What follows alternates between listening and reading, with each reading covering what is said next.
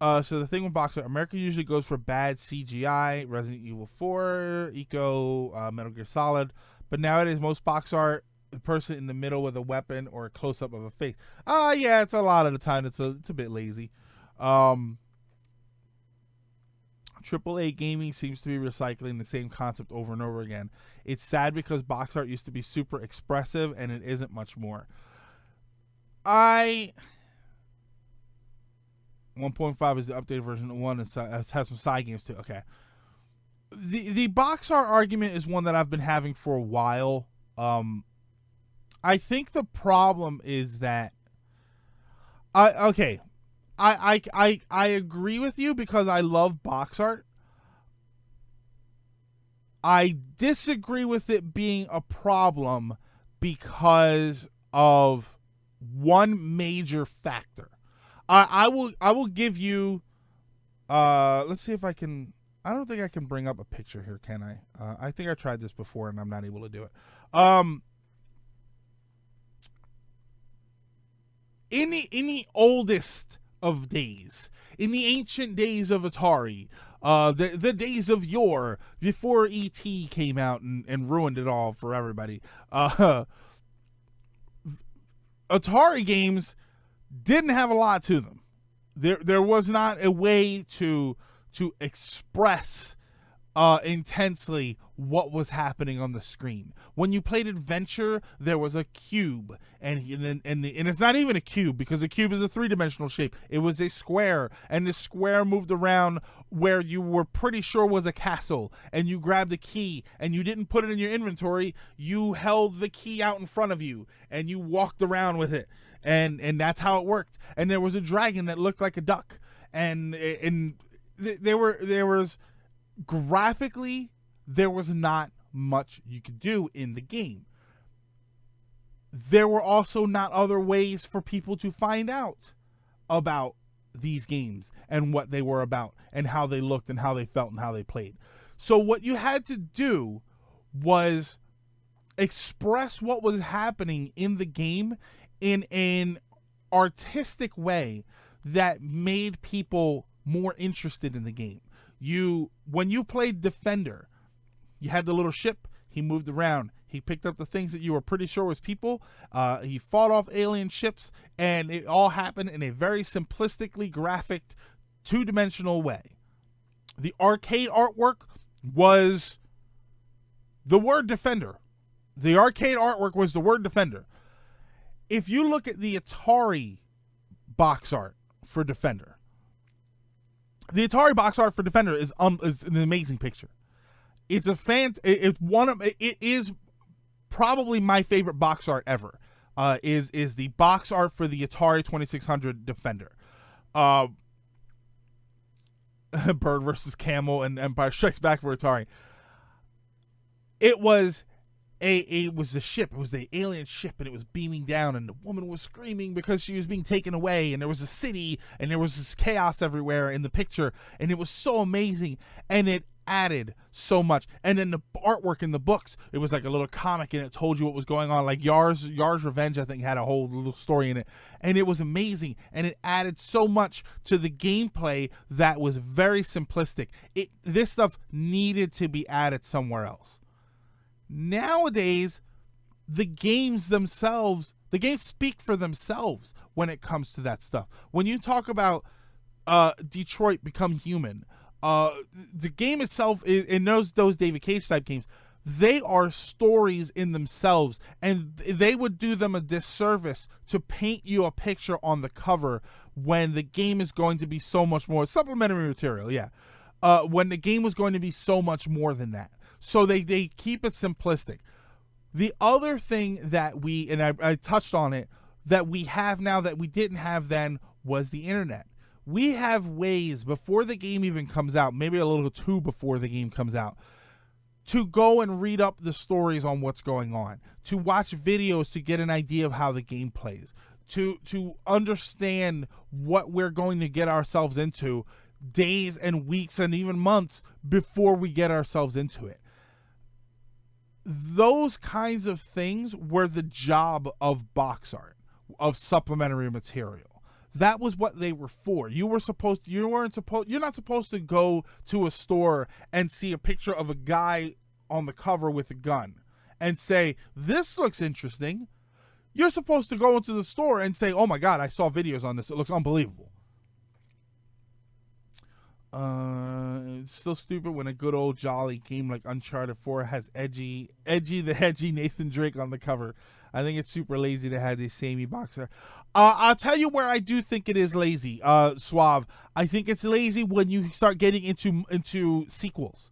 When you sell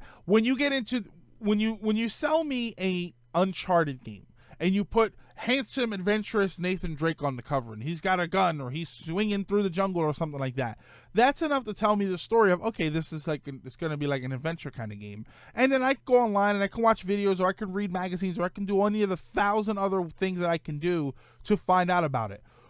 When you get to the fourth game, I don't need another cover with the same guy on it. It's Uncharted.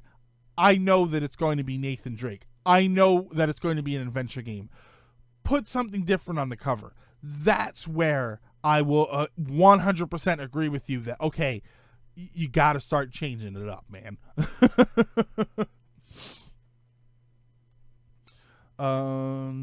Got some Yard's Revenge manual art in the Discord. I had to open that up.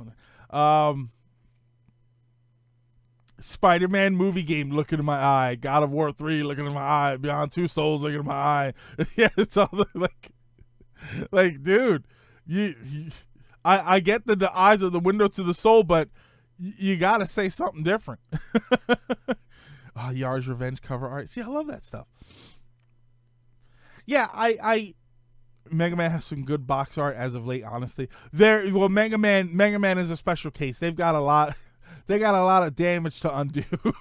Mega Man artwork has unfortunately seen some dark days, and it's got a lot of work to undo. There was one older Guilty Gear box art with Saul and Kai having an intense stare. Oh.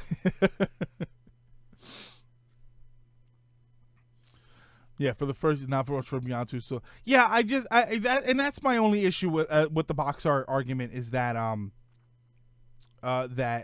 there isn't as much of a need. It doesn't need to be expressive anymore.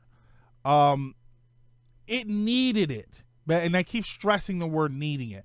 It needed it back then. It required it, because what you had, unless you bought very specialized magazines, what you saw in the store was how you made your choice. We don't need that anymore. It doesn't have to be. Realistically, we could go to a store and buy a bunch of games that just have the words printed on them on the front, because you shouldn't be making your choice from the game cover at this point. Not with the internet, not with Let's Plays, not with the flood of information that we have every time you find out that Cyberpunk 2077 is now going to let you wear different hats, and every website writes about it. You don't need the box art to sell you the game anymore. I still love it. I mean, I've been one of the people arguing that I love disc art, and we don't get that anymore. Another question: think there's any merit in completing a collection for a system? Do I think there's any merit in completing a collection for a system? If there is to you, I don't mean that to target you. Like I think that's the point of collection is like, what makes you happy? You know, I love the idea of preservation, but I don't think that if I don't have a copy of Fester's Quest for the NES, that it's lost to the ages. I think that my copy of Fester's Quest is one of 200,000 other copies in 200,000 other collections. I don't think it's going anywhere. Me collecting an entire series of NES games would feel awesome to me. And from my perspective, that's what matters. I don't think anybody... I think if you're collecting for the purpose of merit based on what other people think, I think you're in the wrong hobby. I think you're in any wrong hobby that your happiness and your feeling of achievement comes from how other people feel about it. I think that there's a lot of merit in completing a game collection, assuming you want to complete that game collection and you're happy when you complete it. Cyberpunk 2070 says, see, look, I blurted out Cyberpunk 2077, got people talking. Don't make decisions based on box art. Yeah, parents did that for Secret of Nim, and yeah. Yeah, I don't see the point in collecting every single game for every system. Yeah, if you like the system and you like collecting, I like collecting just because I like collecting. I love going to conventions and meeting people. I love talking to the people about what they have and looking. I'm the nerd that likes looking through large boxes of NES games just to find a couple of awesome ones, just to see them and say, oh man, this game was awesome. Are you going to buy it? No, I just think it's awesome. Like, I love doing that stuff, and collecting is a great way to do that. You know, if I had millions of dollars and I could throw money around however I wanted, never in my life would I go onto eBay and buy a complete collection for a system. It doesn't make any sense. It sucks away the best part of the fun. It sucks away the searching for it. It sucks away the sensation of acquiring all of these things. Just having the stuff isn't as important as the act of collecting it. And I love that. So if I were to finish my NES collection, I wouldn't just be finishing 767 games. I would be finishing years of searching, hunting down, haggling with people, doing trades, talking to other people about their collections and finding out where to go, finding all these different places. I go to too many games.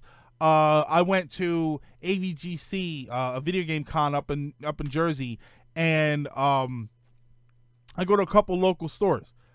I'm not going to finish a video game collection doing that. No way. If I were to ever finish my NES collection, that would be because I went to some far out places. I talked to people at some stores and said, oh, you should go to this other store. They also have some pretty cool stuff there. And I went to that other store, and that other store said, you should go to this store. They have cool stuff there. I would have spread out so far that the looking at my collection would be like looking at a family photo album. I look at my collection and I look at some of these things and I see a big collection here. But I also see my Jetsons game. And I remember the time that I was at the flea market and I was digging through boxes and I had never seen the Jetsons game before. And I talked to the guy and he said, oh yeah, I've had that for a while. It's $5. And so I bought it and I put it in my collection. I look at my, I finally got Metal Storm. I look at my Metal Storm and I look at it and I think, oh my God, I just finally got that. For years I've wanted that game. It's so cool. I love that it's in this condition. I think about how I had already bought a game that I wanted, and then I found the Metal Storm for a good price. So I actually found someone else to buy that game from me, and then I went and bought the Metal. Like I think about these adventures that I went on when I bought some of these games. I think about the stuff that was going on and not every one of them, because a lot of the time I bought them in big collections, but then there are some games. I have like Captain Comic and Pestterminator, and I remember being at FuncoLand and looking at all of those gray NES cartridges and that one random gold cartridge, which was always Zelda, and then seeing blue cartridges and said, what the hell is that? And he said, oh, these are these off-brand company games. And so I bought them, and that was a whole new adventure that I started. It was great. I see my collection and I see a family photo album. I look at the memories that come with it. But those memories come from collecting those games. So if I were to finish my collection, there would be a lot of merit for me to do it. Because I know that collection of 700-800 games would be a collection of stories and great experiences. I promise you that's what it would be. Sorry, I got to rambling and missed a lot of chat here. Also, I collect a lot of cool things in chat. Yeah, I have bins of action figures in my basement, and I love them. And I think if I could get rid of them at a good price, I might. But at the same time, I look at them and I think, oh man, I remember I got this from this place and this store doesn't exist anymore. I remember these were a gift. And I look at all that and it's all like an adventure. I remember my father, I'll tell you, it's a little personal story.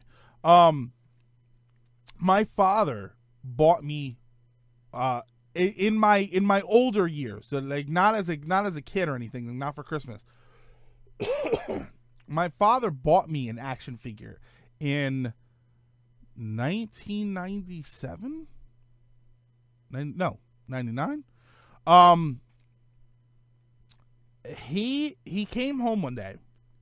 Oh, he came to the house. Sorry.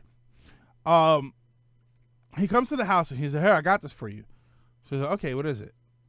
He gives me a Star Wars Episode 1 action figure, like the little guys, the 3.5 figures.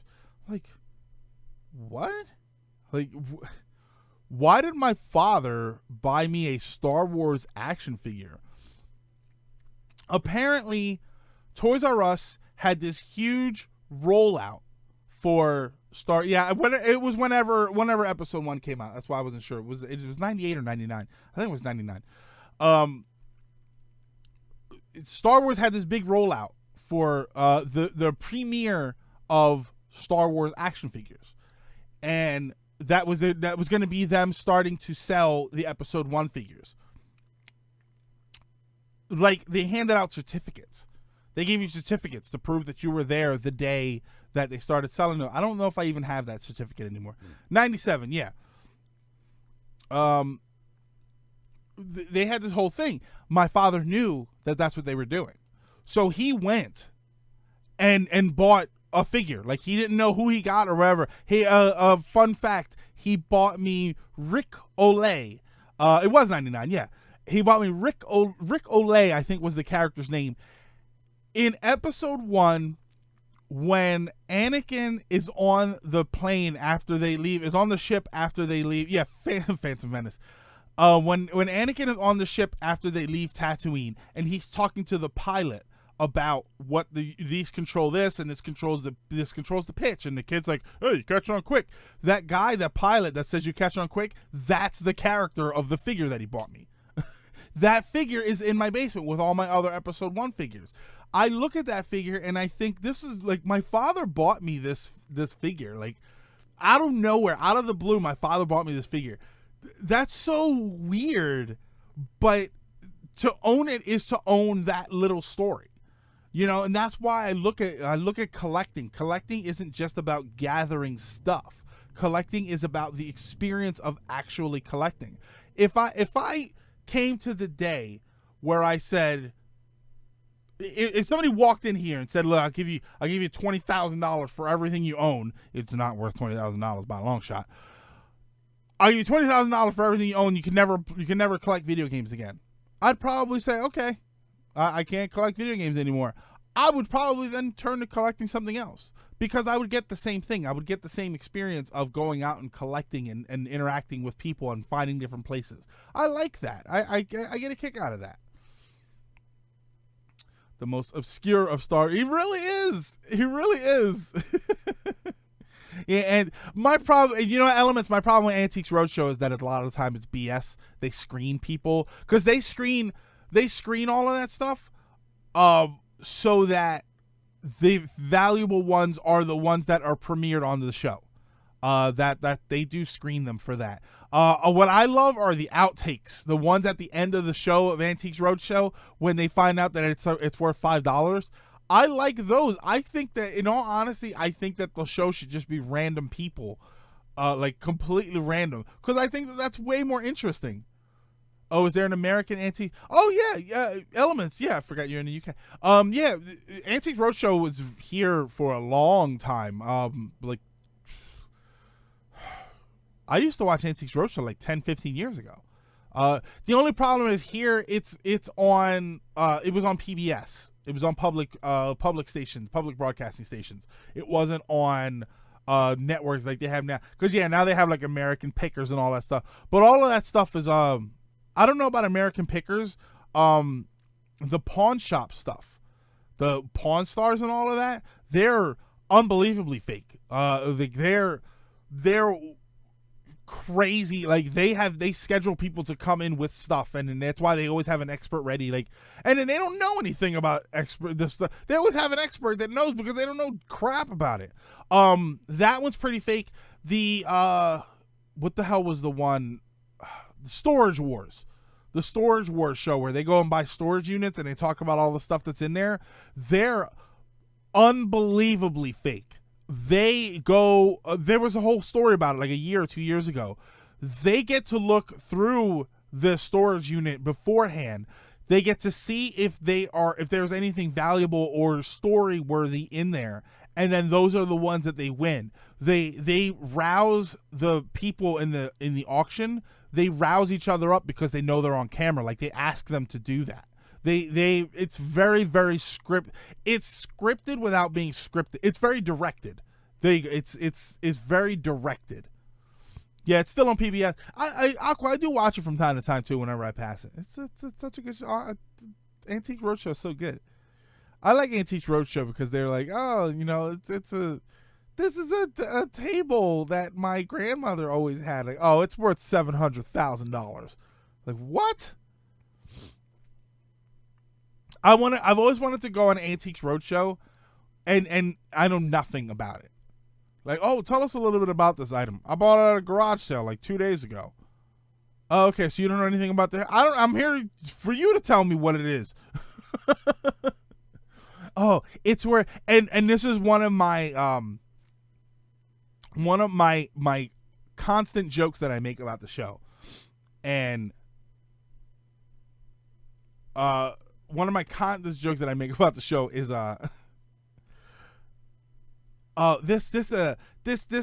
this plate here is from the 1900s, and it's made with this, and it's worth $62,000.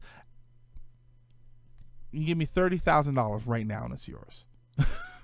That's always been my running. I would love to have something super expensive, and that this is worth $100,000. You give me $60,000 for it right now, and it's yours. If you're verifying that it's worth $100,000, you're making $40,000 right now. That's it. Storage Wars, the NES. Oh, the NES 001 is worth. Oh yeah, I saw that swap. That's ridiculous. Antiques Roadshow, but with homeless people. That's a shame. A lot of the Discovery Channel does the car shows now. Suave, what did you say about hold on. Oh, did you answer? No. How many questions do you have left for the NES? Well, my NES collection, I'm only up to I think like 325 or 330.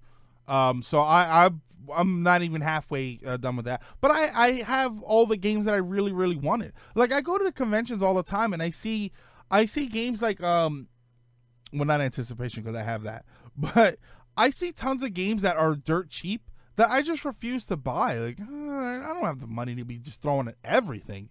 Like, I'm at a point with my collections right now where, excuse me, I have a lot of the stuff that I want, and I have no urge to spend the money to get a complete collection just for the sake of a complete collection. If it comes with a good story, then yeah. But yeah, I'm just kind of like, I have a Virtual Boy. I have 2 games for the Virtual Boy. Virtual Boy has 27 games total, I think. I think it was 27 or 22. I don't care. These wisdom teeth are from 2010. How much do I get for them? Well, you know what, Rye? They are 4 of a kind. I missed the original cast of the British Top Gear. Sean, was that James May? Were they the original ones? James May, the guy that looks like David Tennant, and then the grumpy old guy who turned out to be like like aggressive or something. I don't have the urge to splurge. Bruh, I don't have the money to splurge.